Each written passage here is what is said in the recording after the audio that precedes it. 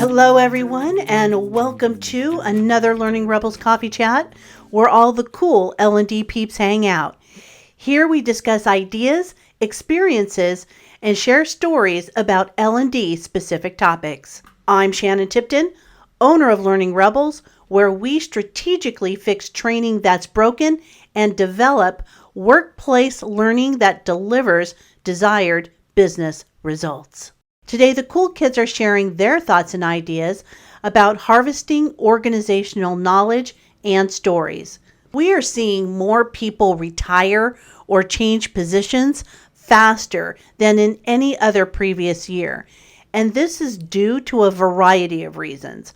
But one main reason is a lack of connection to the organization.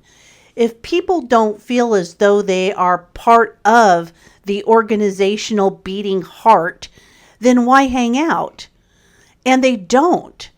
So the key to helping people connect is through the sharing of knowledge and stories. And while we're talking about the criticality of harvesting knowledge, let's not forget about the importance of harvesting passion. Team members want to know about the passion that drives leaders and their own teammates. Now, employees don't need to share the same passions for a company's story in order to resonate with it. People respond to passion, and passion is the heartbeat of any organization. Every company is held up by people seeking to do something good, and they have a relevant story to tell. The key is to find it or risk losing the knowledge forever. So the big question on the table today is, how can we better find, share, and store organizational knowledge and stories that are at risk of leaving the business every day? So, without further ado, let's get to it. Welcome, everybody. And today we are talking about harvesting the knowledge and stories of your organization. How can we go about doing a better job? Or how do we do a better job of storing them, of sharing them? Because let's face it, today businesses are connected through the stories that tie them together. Part of the reason that people leave an organization is a lack of connectedness. You know, there's a lot of other things obviously at play. You talk about culture, or you talk about no work-life balance, or being underpaid, or what have you. There are a lot of mitigating factors there that make a person want to leave. But if a person felt connected to their organization, a person is going to think twice before they leave because they have a built-in community of sorts. So that's one thing. And the other thing is that it does become a competitive differentiator when your organization has a grasp on the knowledge that sits within it. You know, where if somebody should happen to leave, then they have that person's knowledge. They're able to still carry forward. There's a business that I do business with, that I work with. And if one more person left that organization would fall apart. And that's not the way it should be. So, my friends, my rebel friends, I'm going to turn this over to you. And I would love to hear, first off, how are you?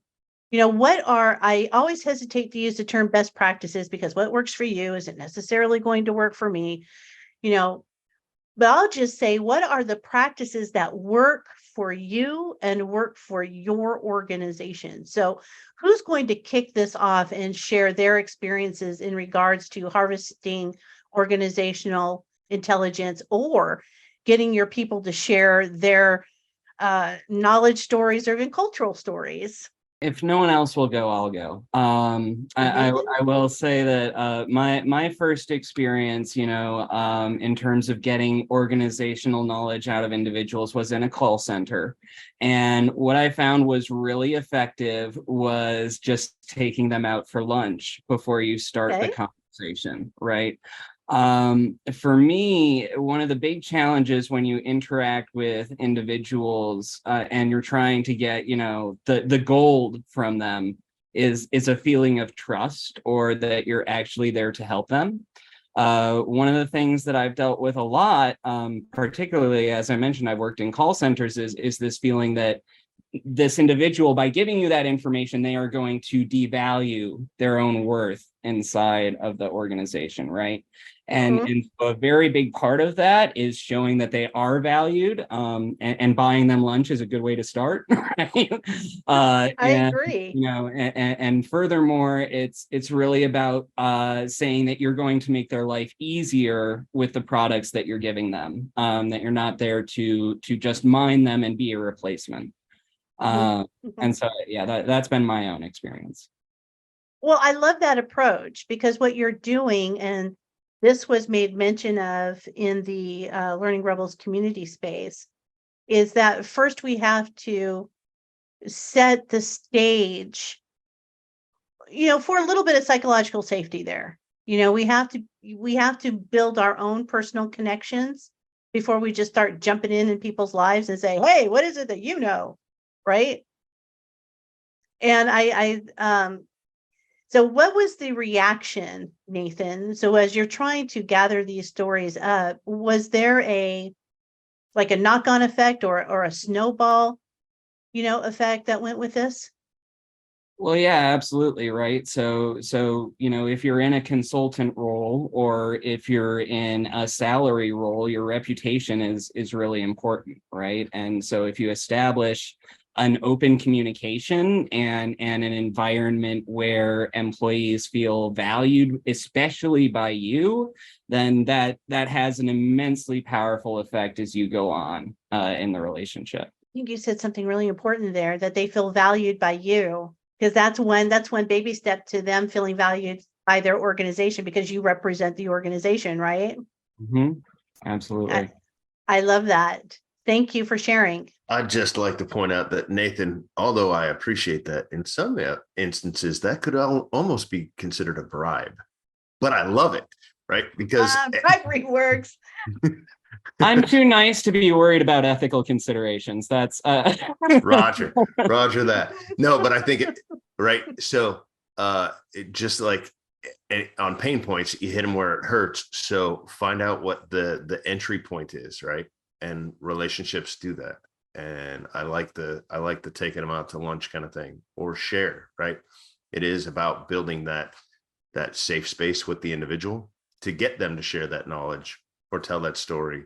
How do I know that it's information that is important, that needs to be shared, or that is good to share, versus something that really doesn't matter because it was someone did it for X amount of years and that's just the way they did it with no changes kind of thing? I'm someone who loves to have a list or a template or something to go by, because I feel like I'm not that creative on my own. I don't have come up with these great ideas, but I sure can use other people's ideas and go forward using them. And to me, it feels like there's almost some standards in there that could be developed to say, this is the kind of information that's really important to keep. And then even in those bite-sized things or bite-sized videos or podcasts, you could hit on those key points if you knew how to, just figuring that out. What are the key things for you to know?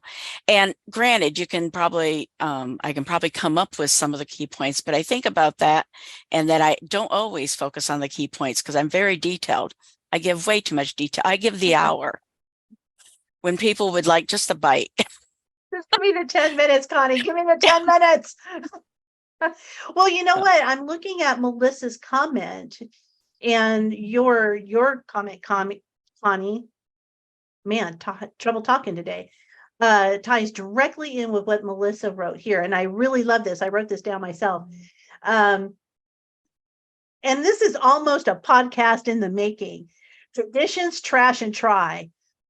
That's a podcast title just waiting to happen, for your organization. But I love that you have this idea or method rather of categorization, right? So we have this information, is this something that, and I'm paraphrasing here, and Melissa, you can expand on it, is, is this a tradition that, that the organization, it's part of the organizational heartbeat. This is a tradition that's within the heartbeat, right? And then you've got something that may work, it's trashable. So it may work for you, but not necessarily work for me, so do with it what you will.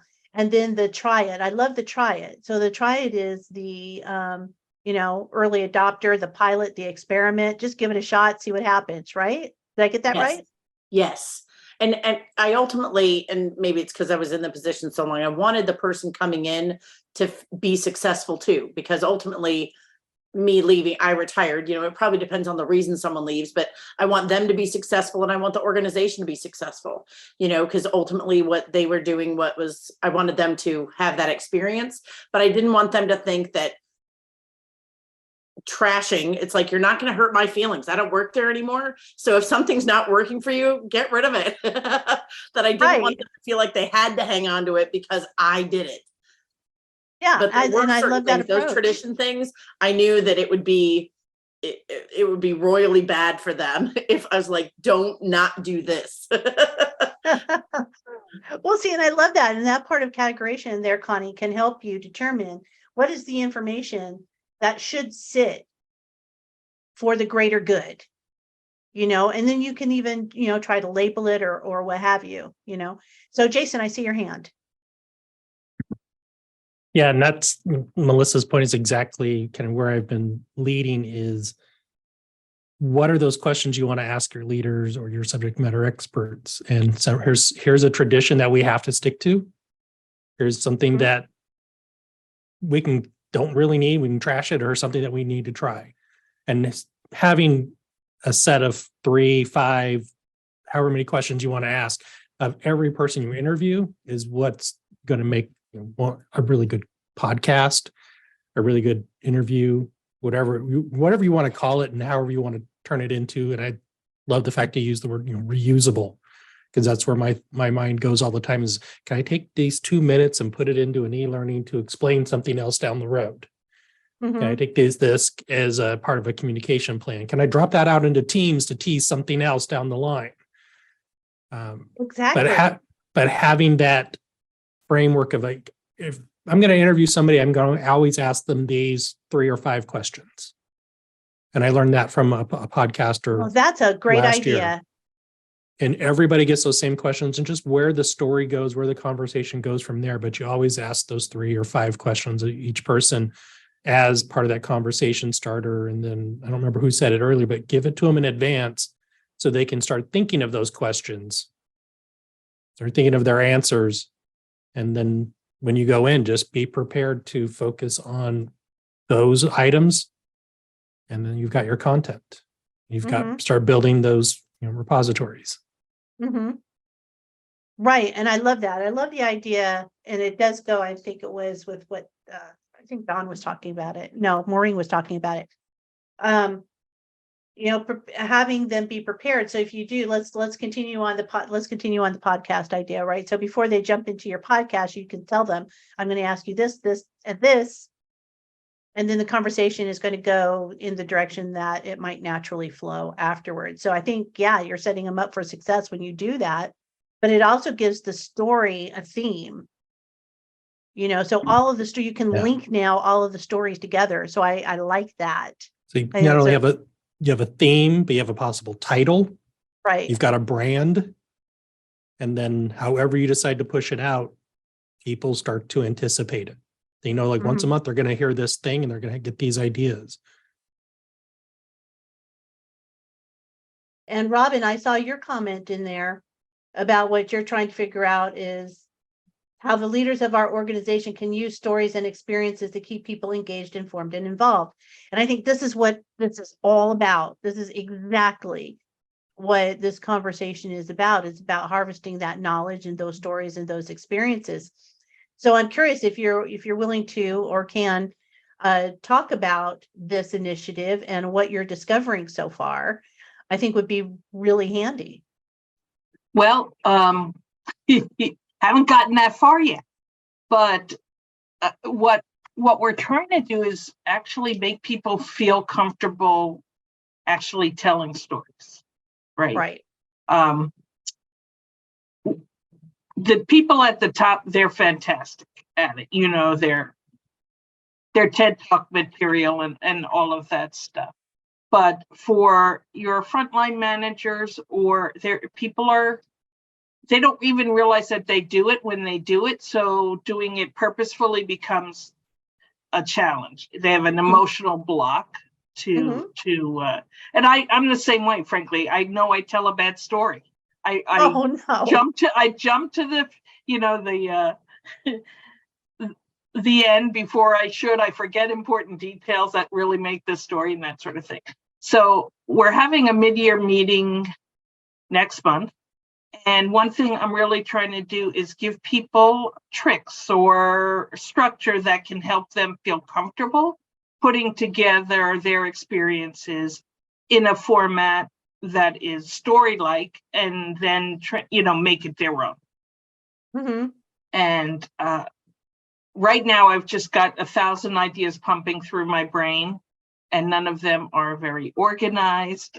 And I'm hoping for a miracle, frankly, and that will help me tie it all together, make it useful for people, because I think people recognize the value, because we all have been on the other end of a story that really motivated us or helped us understand why this change is important, or gets us anxious to jump on a new initiative. But it's hard for us to see how we can use that on a day-to-day basis when I just want my folks to feel like they are valued, or I just want to have them make a change to the workflow or the process, or recognize the value of working in the office instead of from home, or whatever the situation is, and using stories to help explain the why, or the that sort of thing. So as you can see, it's a jumble right now, but I'm hoping to make it into a useful discussion. Yes, I think it is. And one of the things that I appreciate what you're saying is the effort that it takes to find these stories and to build the stories and the structure and to host and where they're going to live is a new realm within our positions. So as L&D professionals, our jobs are just massively changing. And I think this is one of the areas that we need to pay more attention to. And it's beyond gathering documentation. It is getting to the heartbeat of your organization. And I think we all have a superpower for that, because our ability to connect with people is what makes us good at what we do. So then what does that look like? How do we go about it? And so for you, the struggle is real, but I also think that it's a struggle that most of us are either going to or have experienced, and we need to do this better. Yeah. And to Erica's point, I think this is you don't want to have a 7-hour process to deliver a 2-minute story or a 30-second story, because that becomes very rightfully daunting and not valuable. Oh, right. And nobody then wants to participate. And then you have Right. challenges that are completely different. Anyone else want to build on what Robin is talking about here? Well, I did make a comment just about the cultural differences with a global audience that I've experienced. And I have found that when it comes to storytelling, for example, my Pakistani and Japanese colleagues are not comfortable telling a story that makes anybody look bad, right? On any level, particularly their leadership. Yes. And so it can be very, very difficult to get them to describe and diagnose the problems that they're experiencing. And so I just wanted to talk. I feel like storytelling is very, very vital to what we do. I do also think we tend to talk about it academically and like lean into this like almost like script writer approach to Yes. it. And that does seem like overcomplicating it, right? Yeah, So, you know, those are my thoughts. Thanks for the opportunity to share. well, and thank you. And you're absolutely right. It's not shocking at all that a group of L&D professionals will overthink a process. That's also part of our DNA, where things like storytelling, where cavemen got, they all sat around the fire and drew pictures on the wall. That was not difficult. That was part of what their culture was. And that's how they communicated to the next family that moved into that cave. It's all that's the process. Very simple. And how can we do better at, replicating that particular process? And I think one of the things that I actually wrote down here when Robin was speaking was sometimes we do need a guide, not like a written guidebook or documentation, but maybe someone who's really good at pulling a story out of someone. So it's that, for lack of better terms, it's that story guide person. It's that person, the interviewer. It's the Jimmy Kimmel. It's the person who is there and ready to listen and listen deeply and intently with heart to get to the bottom of what is happening. And that person may not even sit on your team. It may not even be you, but it may be someone within the organization that who can help you with that. Right. And then I also appreciated what Erica said. What was it here about when gathering the stories, and I'm paraphrasing here, Erica, when gathering the stories, being inclusive of all levels of the organization, because you have people who are, your boots on the ground people who feel as though their stories don't have value. And if you can get those stories for them, show that they have value, help them understand that their stories have value, rather, then that kind of snowballs into other areas of the organization, where people then want to tell you their stories because you've started this sort of an initiative. A process that I'm a real fan of that I think then naturally can bloom into, then having these little small fingerlets kind of grow out of it, is when we're developing learning. I've learned to come to appreciate the idea that ask your SMEs about, well, what are the main pain points? Where are the points of failure when somebody is attempting to do this? And by starting off the conversation in that way, I think two things then naturally happen. And first of all, they're expressing their expertise to us, they're sharing, because a lot of people usually are very willing to tell you why things went wrong, more so than when things go well. And so obviously with us wanting to affect behavior change and move the needle from current state to future state, that's also the great way to posit that question. But then from that can also bloom, like, you then thinking about like, oh, and then I'd like to ask this additional thing or that additional thing, or maybe they say, look, and then because this happens and this is a pain point, this is the reason why we need this, or why I'm feeling like this isn't happening the way it should. And then that, hopefully, if we're being non-judgmentally curious and being open to riffing with them, it's like, okay, well, so tell me more about that then. Like, so what about this process that exists that you're feeling? And this connects to something that somebody said previously, and I apologize, I don't remember who that person was. So I think maybe even us starting off with asking like where things aren't working, where there are those gaps, where are there usual points of failure, is a great way for people to then just want to talk. And then it not even feel too constricting as like an interview. And then as long as we're being open, and then it's like, maybe like, well, I don't need to ask that question. I don't need to ask that question. And then we're able to be fluid in that moment as well. And then I think that gives us a great repository because we get a lot more from them than maybe we initially thought. And then there might be different ways and different places that information can be utilized, even though our initial ask was maybe for this particular project. I completely agree. And I love that approach. Maureen? Yeah, so I was looking at Robin's comment about interviews are a good vehicle for telling a story. And it just reminded me of something like if you set it up like a podcast or like a radio interview, Thank and you. and you Yes. you let the person know ahead of time what the questions are. If they're not going to see the visual, some people are more comfortable having that. They just don't want to be on camera, regardless of what's there. That's one way to kind of get some of that knowledge drawn out in those stories. And then the other is we have at our organization, it's the leaders, and they can't remember what it's called, but it's basically like a 30 seconds or 60 seconds. It's a relatively brief, but there's just like a topic that then they talk about, and they're Right. like, they share something that's there, and it just helps to share that information or knowledge across the organization.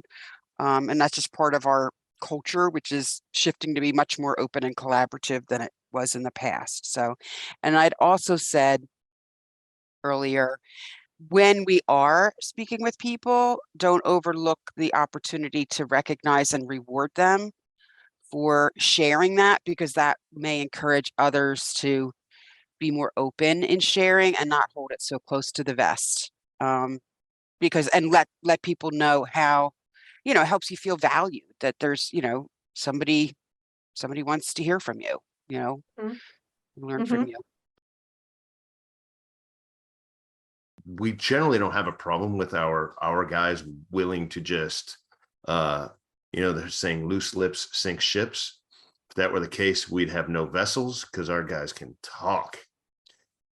It's fine-tuning it and then recording it, or finding the right place to house that.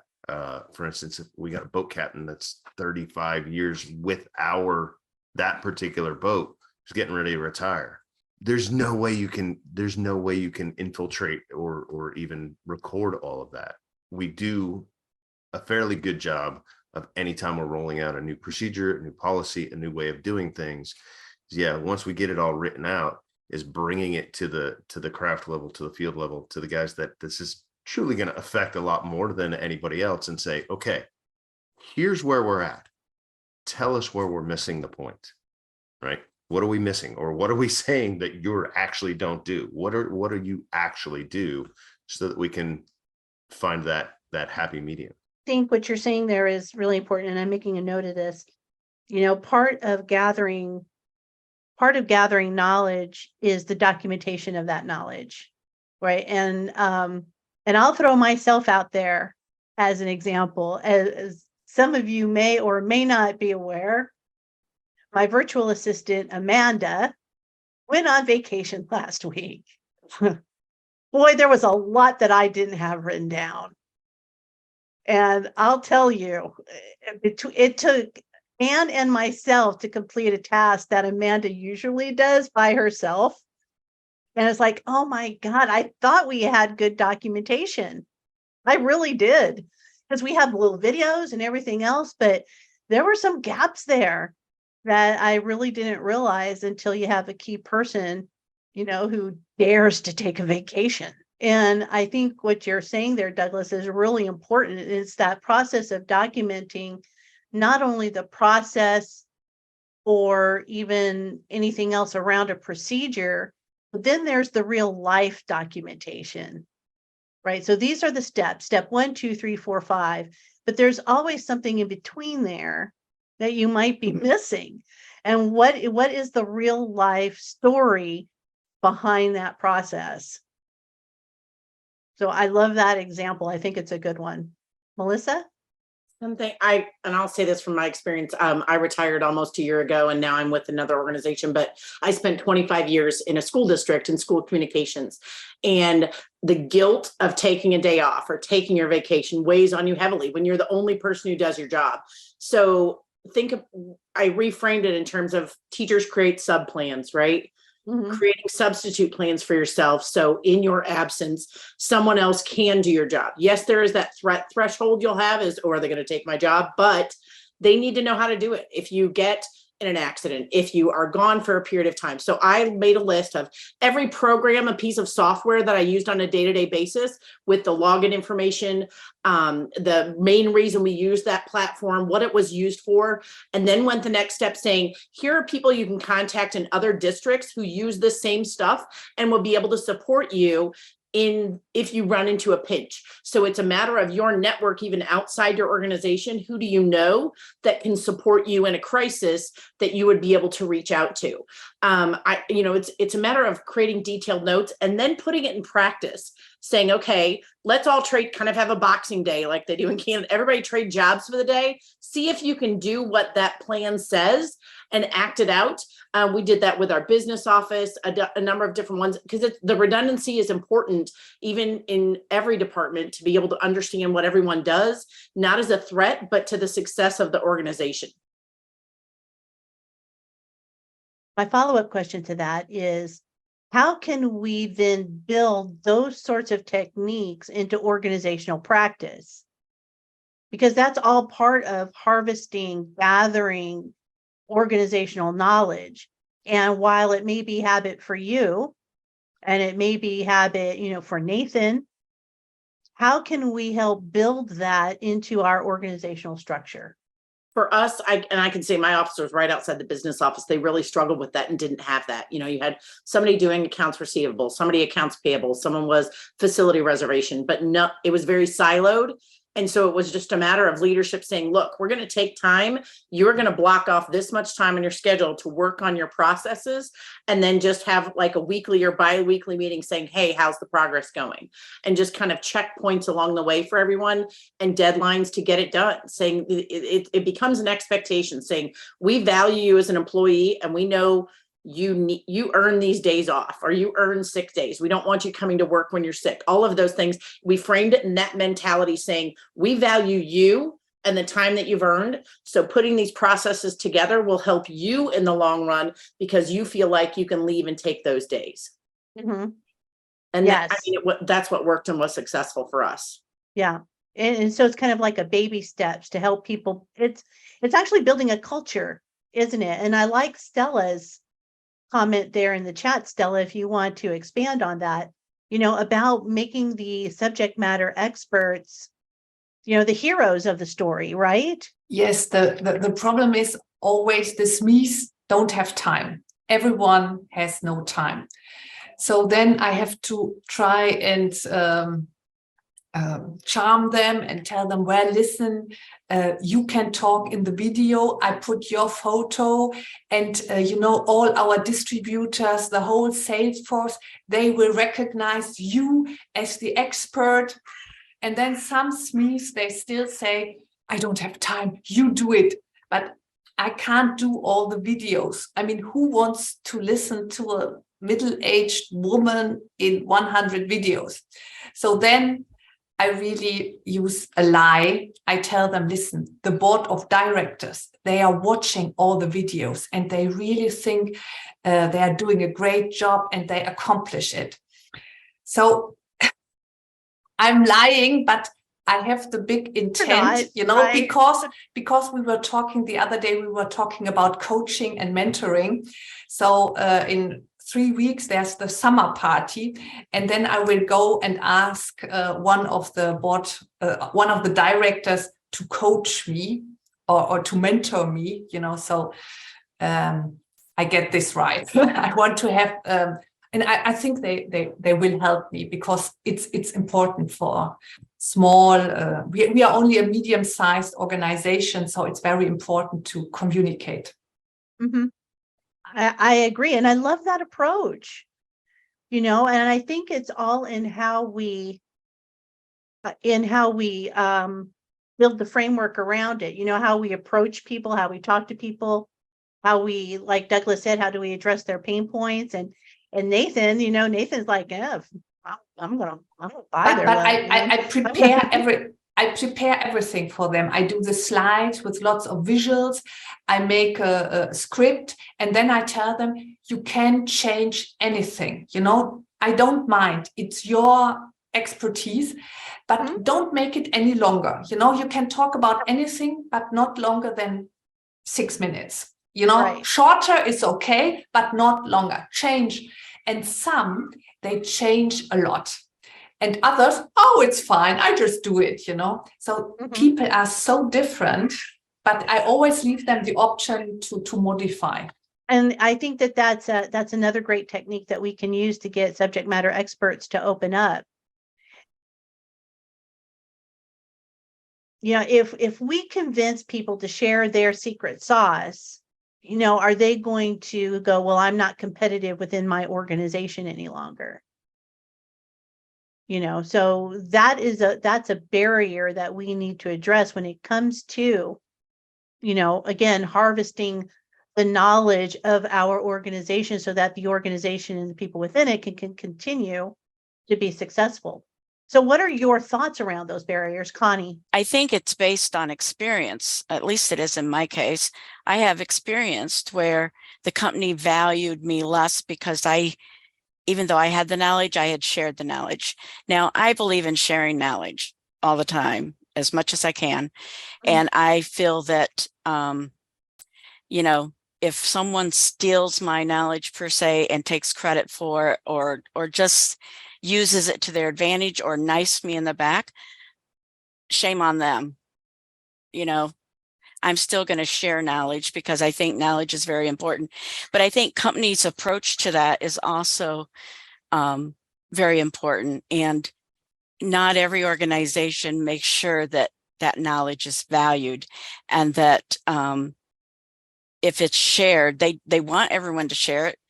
They want everyone to document, but then they don't even, like sometimes in my organization, someone new will come in and they won't even take them through any of that. And so it's like repeating yourself over and over again.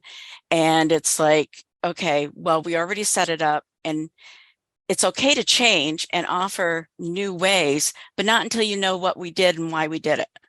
Then you can make good changes. But if you just come in and say, well, I think we should do it this way, and you do not have the background of the 12 years that I do and why we're doing it the way we do it, then you're disrespecting the fact that of the history and the background and why people are doing what they're doing. That doesn't mean you don't want change. I mean, we do want change and new ideas, but only if it's based on solid information and knowledge of the organization and how things work. So I've been burned multiple times with sharing knowledge. But again, I believe in sharing knowledge no matter what. But it really makes people wary of organizations and of other people. I get it. And I'm sure we've all have been in that position before. I think all of us have, where all of a sudden, and especially, and not to take this too terribly off topic, but especially for the ladies in the room, you know, where we share information, we share knowledge, and then it gets picked up by somebody else. And suddenly that idea gets wiped away as being yours. You know, so that happens. And I think this is why the documentation of the knowledge is important. You know, where we have a process to gather those stories and a process to gather that intellectual bit, you know, so that way it can go on record to say, this whole process was Connie's, and this is what we do. You also said something else that I would like to talk about, which is we take the stories, we take the knowledge, but then we don't do anything with it. You know, so I think that was also that's just our protecting our end of the secret knowledge deal, right? Is it? Okay, talk to me, Nathan. Oh, well, no, frankly, I was just saying, right. So there are moments where you have a conversation with an SME and they give you some knowledge that I would describe as almost like secret sauce, right? Like that frankly, even you can't communicate it to the learning audience if you wanted to, right? And so I was just going to say, you know, when you leave that off the presentation, you're kind of just filling in your end of the bargain that I was kind of talking about earlier. So that's my only point. And I'm sorry for interjecting. No, you can interject. You can interject. Anybody can interject. You guys got a point, shout it out. You all most of you are familiar with this Learning Rebels process. Okay. And so now, and I think what you bring in up, Nathan, was just another, even though tongue in cheek, still a good point, because other people, your salespeople, are protecting their jobs by hoarding, and sometimes we protect our jobs also by hoarding. So what's the example that we're trying to set? So Erica, I see your hand. To the point that you were making, Shannon, about like, if we're going to go through any process of doing the collection of the stories or the knowledge, and then making sure that they just maybe don't sit idle in a repository, maybe if you're able to anchor it to something, so meaning like, are you able to anchor it to an initiative that's going on at the organization, or are you able to anchor it to maybe one of your high level cheerleader who wants to assure, like, oh, this is a really great idea, this is awesome work. And an example in what I'm noodling off of is I'm on a project right now that actually was instigated by a higher level VP to help to help create a more standardized way to train what is called a tier 1 associate within a small, tiny little call center in our human resources and central HR at USC that's called the HR Service Center. And what we've come to understand by doing a lot of seeking to understand, we've had a lot of seeking to understand meetings with these individuals. It's the manager, and it tends to be their 3 main trainers that are also leads. And they are actually very excited about this process. They're very happy that they're getting the support of like a learning and development organization that's coming in. And now we're at the place, so this is very well timed, that we're trying to get whatever that content in current state that isn't recorded somewhere, but they know that they're training off of, meaning they're doing things rote. Shannon, like you mentioned, you and On thought you'd be able to do something, real quick, you thought you had good documentation. They're aware that they're training off of things that are very much the folklore knowledge, but it's not recorded. We seem to have been able to capitalize off of the idea that this was already something that someone else instigated. They were going to go a kind of a different direction. We've been able to sort of educate them through performance consulting about, like, that shouldn't be the end result of all of this. We have the beauty, and all of you are going to be like, oh, you suck. We aren't being pressured to do this in like a month, because this is going to be a years long process, because there's 3 levels within this call center. But the ability of us, now that we're going to try and get legacy information out of their brains, we are going to record those meetings, or if it's a mock training, however we can get that information out of them. And we are fortified by the fact that this project has been, greenlit, stamped of approval. So it behooves us, and it actually then shows, to the point that then I guess Nathan was making about like whether or not we're going to sit on stuff, even if we've collected it, to then transmit, and then elevate their training by getting it all then into a standardized format, so that we do have a learning journey, and we've got all of those things that may be inside of their head, and they're like, oh, I'm thinking about it now, so I'm going to train this person on it, but I forgot about it, and I don't train the next person. So I think that helps us to feel like we've got fire in our bellies of like making sure, oh, we're going to do good capturing of this information. And then we really want to make sure that we're going to be able to say, this can get turned into this sort of artifact, whether it's e-learning or if it's a more streamlined ILT, et cetera, et cetera. I know that we don't always have maybe that sense of like, is somebody rooting for us, but are there ways that we can think about it that anchors it to something, so that we're feeling that motivation and generation of making sure that we don't collect it all and then just not do anything with it? Right. And subsequently, that's the issue at hand, right? Yeah, it was just in my my mid-year review, I thought it was like, oh, I was like, didn't know how to take this, but it was that I have, what does it say? That I have great tribal knowledge that was immensely helpful Oh, to nice. advance the project, because based on different experiences I've had through the years, I could pull in some key learnings from that and apply it to, what we were doing, which is to onboard a whole bunch of new hires in a particular area. So Mhm. anyway, it was just funny, tribal knowledge. I'm Right. like, oh, okay. Okay. All I right. guess that's what it's Okay. called. You were the keeper of the knowledge. Got I it. guess. But I shared it in a way where it's like, I don't just dump it. It's just like, okay, if something comes up, I go, oh, okay, let me share. Like, it's always in the context of when somebody's Mhm. learning something, so then it can be retained. Mhm. Well, see, and I love the idea, and it kind of ties in nicely with what Erica was saying, about the discovery process. And I love the you know me, I'll take a podcast as a solution any day of the week, because it fits in so many places and it fits here. So if you created a podcast series, and I'll just go with your example there, Maureen. So if the podcast series was quote unquote, 60 seconds of, or 6 minutes, 6 minutes about XYZ, 6 minutes about sales, 6 minutes about customer service, 6 minutes about our CEO, 6 minutes about, right? And if you follow that sort of path, then people will listen, people will pay attention, and then those stories just by default become part of the organization. And then you can create, other branching type of, audio, to go along with it. But I think that that's a great way of gathering, organizational knowledge and organizational stories. Yeah. And what's interesting too is they used to be the ones with the leaders, like the armchair conversations or whatever, used to be a longer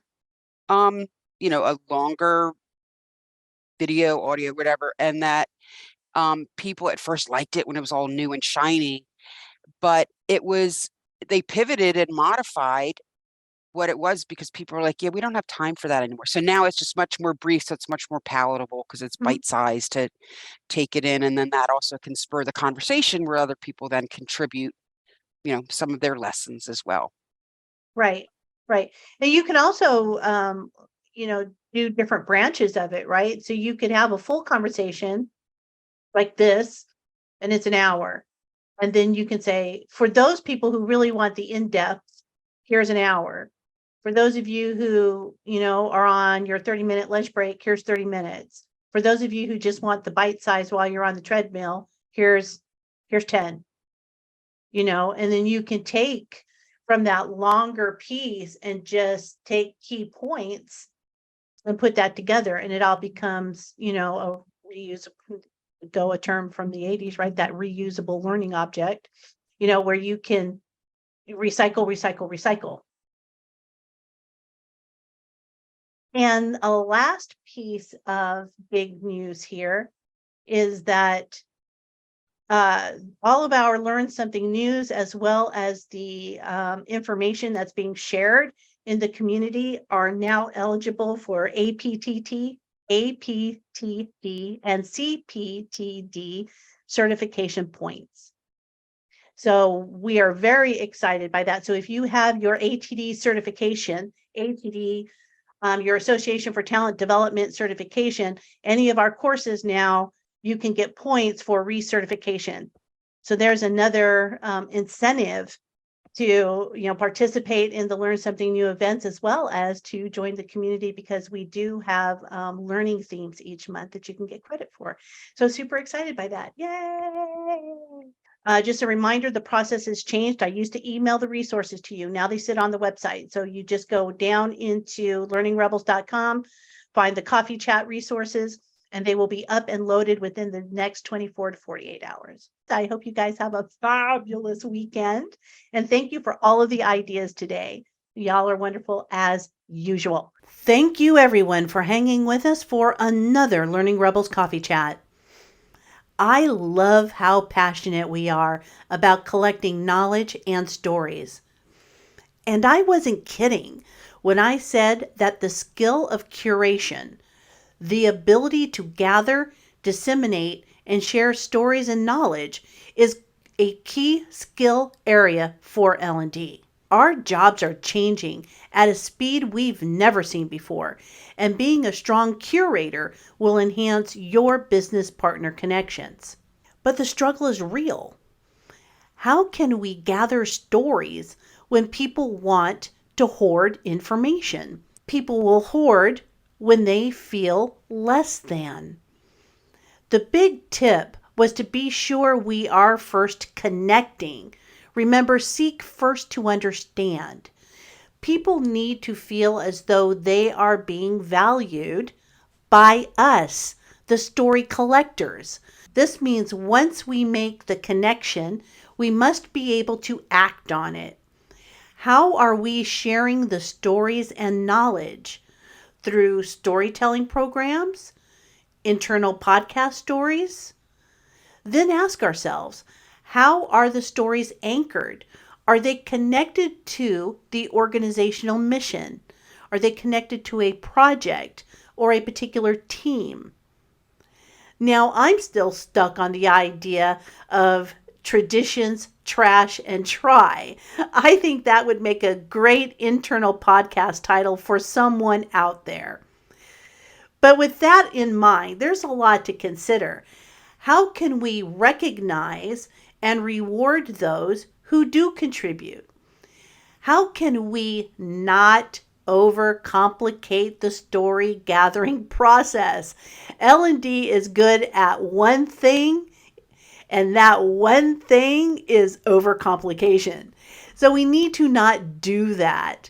So when we're thinking about the concept of traditions, trash, and try, then it's about documenting the findings. This is an important step. And just as everything, building a plan to gather, review, and share. Now, there's nothing worse than making a big deal of curating stories and knowledge and then not doing anything with them. Don't be that person. Want to join us live? And you know you do. Go on over to learningrebels.com, check out the events page, and sign on up. And don't forget to check out the Learning Rebels community, where you can have an opportunity to build your knowledge and connect with other cool L&D professionals. In the meantime, stay curious, be rebellious, and take over the world. Bye for now.